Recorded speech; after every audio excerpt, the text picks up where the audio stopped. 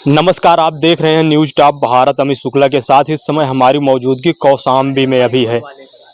आपको बता दें, पिछले दिनों एक वीडियो कौशाम्बी से सोशल मीडिया पर जमकर वायरल होता है, उसी की तहकीकात के लिए कि पूरी घटना जो हुई कैसे हुई, क्या कारण बना कि इतनी बड़ी घटना हो गई। हम जो है परिवार के बीच में हैं, इन्हीं से जुड़ेंगे एवं जानेंगे कि आखिर जो है प्रकरण पूरा हुआ, क्यों हुआ, कैसे जो है इतनी बड़ी घटना हो गई। क्या नाम है भैया? भैया आशीष कुमार तिवारी। कैसे पूरा प्रकरण यह हुआ जी? भैया प्रकरण ये हुआ कि 28 तारीख को हमारे यहाँ रामायण थी और भंडारा भी था। सब काम चल रहे थे तो वो वहाँ पे हमारा एक घर था, उसमें बच्चे को टीना में ईंटा उटा मार रहे थे तो हमारा छोटा वाला भाई उनको डांट के भगा दिया। उसके बाद प्रधान ने पुरानी रंजिश निकालने के चलते चुनावी ज़मीन को लेके वो पार्टी प्रधान के पास पहुंच गई और उन्होंने फर्जी पास्को एक्ट के तहत मुकदमा दर्ज करा दिया। गिरफ्तारी पहले कर लिया और मुकदमा बाद में दर्ज होता है और भाई को जेल भेज दिया। उसके बाद चाचा ने जब दर दर पे भटकते न्याय मांगने लगे तो इधर उधर प्रधान ने गुमराह करने के लिए 15 या 20 लाख की अपनी फिरौती मांगी गुंडाई के बल पे, और उसमें पुलिस प्रशासन संदिग्ध था। तो इसी तरह से चाचा भटकते रहे। फिर एक दिन उस चाचा को गुमराह करके ले गए और जहर दे दी, मार दिया गया उनको। फिर उसके बाद चाचा ने कहा कि चाचा हमको मालूम चौकी इंचार्ज के द्वारा चला कि आपके चाचा की तबीयत खराब ही थाने के पास, हम हॉस्पिटल लेके जा रहे हैं। जब हम लोग गए तो कहा कि वो एक्सपायर हो चुके थे। जब वहाँ पे पोस्टमार्टम के बाद हम आए तो हम कहा जो भाई जेल में उसको लाइए, उसको भी भाई पिता का कंधा देना जरूरी है। तो डीएम साहब और एसएसपी साहब ने कहा था लाने के लिए, नहीं लाए तो हम लोग कुछ शांतिपूर्वक धरने पे बैठ गए। लेकिन धरने पे बैठने के बाद बात चल रही थी, सीओ साहब थे, इंस्पेक्टर साहब थे, लेकिन एडिशनल एसपी ने आके तुरंत लाठीचार्ज करवा दिया।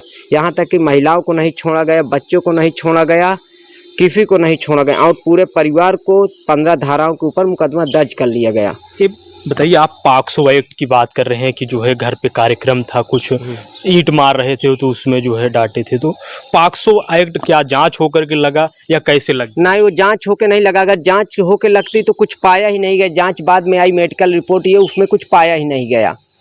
जबकि सीओ स्तर की जांच होनी चाहिए, जांच नहीं हुई, दबाव के कारण तुरंत मुकदमा दर्ज हो जाता है। जी, आप पेशे से क्या हैं? मैं पेशे का अधिवक्ता हूँ। ये बताइए, आप अधिवक्ता थे तो क्या प्रशासन ने आप लोगों का सहयोग नहीं किया था? नहीं, उस टाइम सहयोग तो नहीं किया था। अगर करते तो आज हमारे चाचा जी जिंदा होते। तो क्या मार रहे हैं, जो इतनी बड़ी घटना हो गई, इसके पीछे कौन? इसके पीछे प्रशासन और प्रधान दोनों लोग हैं। भैया, आप प्रधान से रंजिश की बात कर रहे हैं, तो कैसी रंजिश थी आप? ये रंजिश थी कि पुराना चुनाव जो था, हमारी मम्मी और उनके चाचा लड़े थे, हारे थे वो। उसके बाद जमीन का, थोड़ी सी जमीन हम लोगन की वहाँ पे है तो उसमें वो कब्जा कर रहा था, उसको लेखपाल के द्वारा रुकवाया गया। तो यही सब रंजिश है पुरानी। यही सब लगातार चली आ रही थी रंजिश जी पुरानी जी। तो क्या मार रहे हैं, वो पार्टी कब उनके पास गई, उसके बाद आनन फानन या कैसे क्या कार्रवाई हुई कि इतनी जल्द इतनी बड़ी कार्रवाई? आप समझ लीजिए 4 घंटे के अंदर पॉक्सो एक्ट का मुकदमा दर्ज हो जाता है। अब जान लीजिए कौन सी विवेचना हुई, क्या हुई, विवेचना तो बाद में होती है। पॉक्सो एक्ट जो लगा उसमें कितने लोग थे नामजद? या एक मुलजिम जी, तो उसमें गवाह भी कोई नहीं था।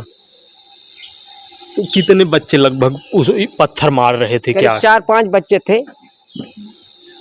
4-5 बच्चे थे छोटे छोटे। तो उस आपके भाई ने क्या बताया था, क्या गलती थी उनकी? भाई ने ही बताया था। भाई यहीं पे बैठा था जहाँ रामायण थी। चाचा उधर से आए तो आवाज़, वहाँ टीना है तो आवाज़ आई तो चाचा कहें देखो बच्चे होंगे, डांट के भगा दो।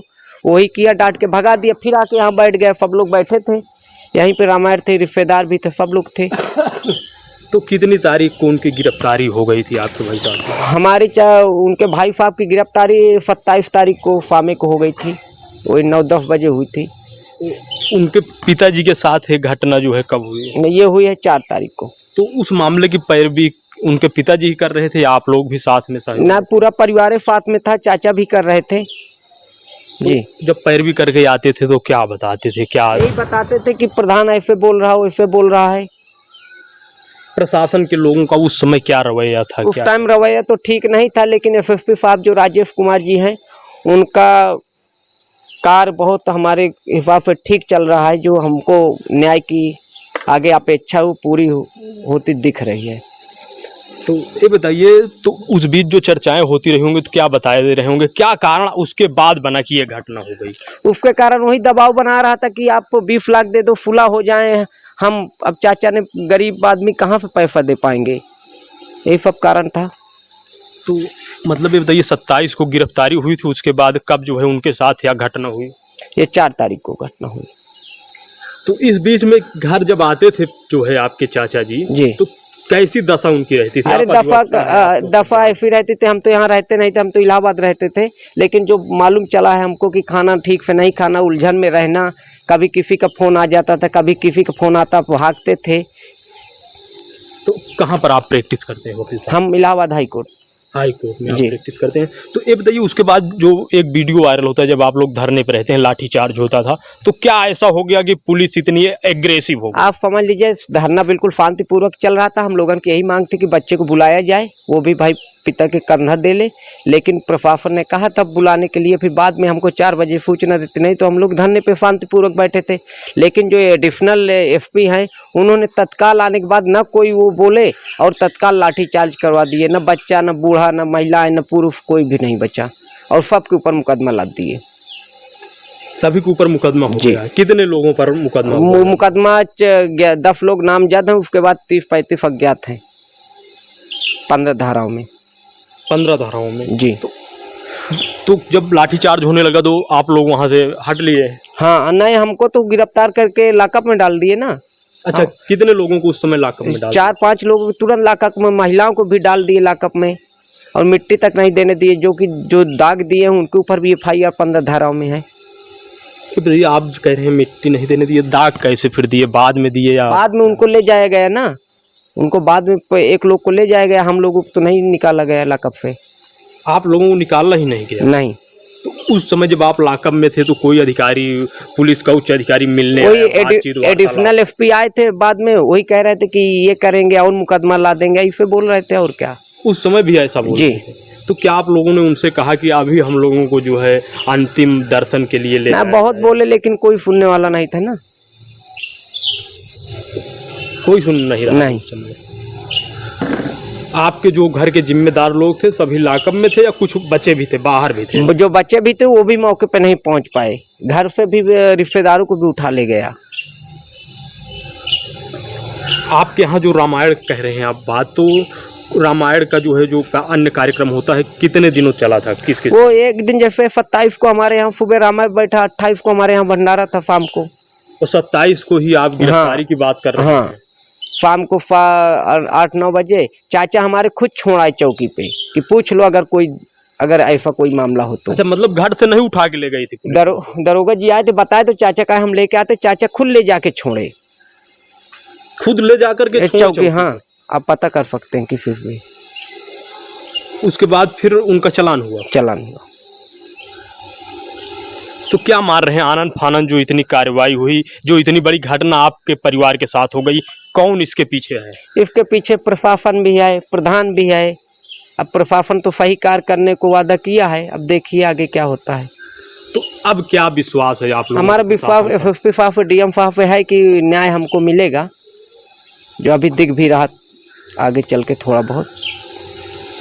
आप थोड़ा बहुत दिखने की बात कर रहे हैं, तो क्या अभी भी संभावनाएं दूसरी लग रही हैं क्या? हाँ, संभावनाएं अभी दूसरी लग ही रही हैं, अभी पूरा तो हुआ नहीं। हम लोगों के ऊपर मुकदमा अभी भी चल रहा है। तो इस पूरे प्रकरण में लेकर के जो वीडियो वायरल हुआ था, लोग जो है हैरान रह गए कि पुलिस इतना जो है अमानवीय कृत्य पर एग्रेसिव हो जाए, तो क्या कारण ऐसा हो गया था जी उस समय? अब कारण यही हुआ कि पुलिस की मनमानी, और क्या बता सकते इसमें हम। आप देख सकते हैं इस समय हमारी पीड़ित परिवार के बीच में मौजूदगी है, उनके जो है भतीजे हैं, ये स्वयं जो है कहानी बता रहे हैं। ये भी हाई कोर्ट में प्रैक्टिस करते हैं, अधिवक्ता हैं पेशे से। आपको बता दें, अक्सर ऐसे मामले आते हैं, लेकिन तमाम जो है प्रशासन के पास, पुलिस के पास, सिस्टम के पास तमाम ऐसे तंत्र होते हैं, ऐसे तमाम मामलों को एक ऐसी रवैया पर जो है अपना करके निर्धारित जो है सही से उसका जो है समापन कर दिया जाता है, उसको निपटारा उसका करा दिया जाता है। लेकिन यहाँ पर कारण क्या ऐसा बना कि जो है यहाँ पर एक परिवार, इन लोगों के साथ इतनी बड़ी घटना हो गई। एक लोग तो जेल में थे ही, उसके बाद भी पिता के द्वारा जो है इनके जो दादाजी थे, दादा थे या चाचा आपके, चाचा जी जो इनके थे, उनके द्वारा जो है ऐसा कदम उठा लिया गया। उसके बाद भी परिवार जो है नहीं बचता है। इन लोगों पर जो है पुलिस अमानवीय जो है व्यवहार करती है। क्या उस समय हो गया था, ऐसा क्या कारण बन गया था कि पुलिस इस हद तक गई? ये बताइए, कौन जो है चौकी इंचार्ज था या यसो था यहाँ का, आपके यहाँ का? यहाँ हमारे यहाँ के चौकी इंचार्ज भी थे, इंस्पेक्टर साहब भी थे, सीओ साहब भी थे। जब तक बातें चल रही थी, हम कहा कोई गफ्टेड अधिकारी आवे तो हमारी बात मानी जाए। लेकिन जब के एडिशनल एसपी साहब आए, वो कुछ बात भी नहीं किए, तुरंत तत्काल में लाठीचार्ज करवा दिए। क्या बोले एसपी साहब, एडिशनल एसपी साहब? एसपी साहब यही बोले कि का कतनी क्या धन यहाँ बैठे हो, हटो। तो हम कहा कि हमारी जो मांग है, हमारे भाई आना चाहिए, 10 मिनट के लिए बुला दो। तो इतने में भी वो लाठी चलवा ही दिए। इसके बाद ना कोई सुना ना कुछ। कहाँ आप लोग धरने पर? कहाँ? हम ये अपने गांव के किनारे रोड है वहीं पे, हाईवे रोड पे। हाईवे पर आप लोग लगाए थे जी? कितनी देर तक आप धरना पर? मान ले 15-20 मिनट, आधा घंटा चल रहा था। उसके बाद आके लाठी चार्ज हुआ, तो 10-15 मिनट और मान लीजिए। और क्या जैसे लोग धरना देते हैं तो एक होता है कि वार्तालाप करके शांतिपूर्ण उनको वहां से हटाने का प्रयास, तो ऐसा कुछ हुआ था या नहीं? ऐसा कुछ नहीं। वार्तालाप सीओ साहब तो कर रहे थे थोड़ा बहुत, लेकिन एडिशनल एसपी ने नफे में थे, किसमें थे कि हमको कुछ पता नहीं, आते मान लाठीचार्ज करा दिए। तो जैसे कहते हैं कि विधि विरुद्ध भी आप अधिवक्ता हैं, जान रहे हैं, होता है कि नेशनल हाईवे जाम करना, तमाम सारी चीज़ें थी, आप लोग बुद्धिमान भी थे।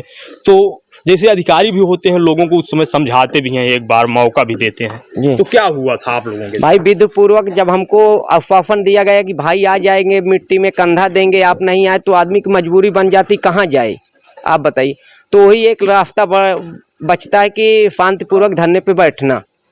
और अधिकारी को ये चाहिए कि कोई गफ्टेड अधिकारी आता, हमसे बात करता, और लाठीचार्ज भी होती है तो उसमें एक नियम है कि आपको 10 मिनट या 2 मिनट 5 मिनट पहले बता दिया जाता कि आप लोग हट जाइए, लाठीचार्ज हो जाएगी। जी, जैसा कि पुलिस का रवैया रहता है, लोगों को समझाते हैं, बताते हैं। अचानक आते मान आप लाठीचार्ज करवा दिए, बताए भी नहीं, तो इससे ज़्यादा हद की बात क्या हो सकती है?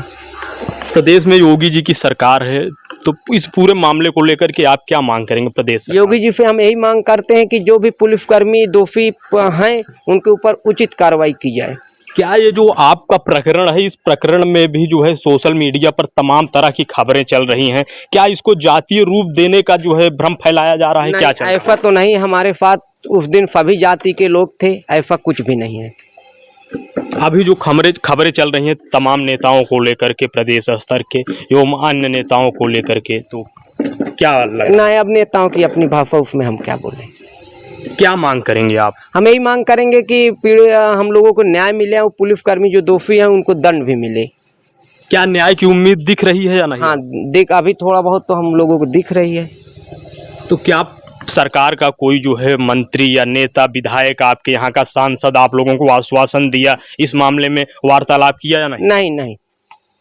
नहीं, कोई नहीं, ना कोई आया ना कोई आश्वासन। आप लोगों को किसी नेता, विधायक, सांसद से आश्वासन मिला या नहीं, कुछ वार्तालाप? नहीं, हमको नहीं मिला।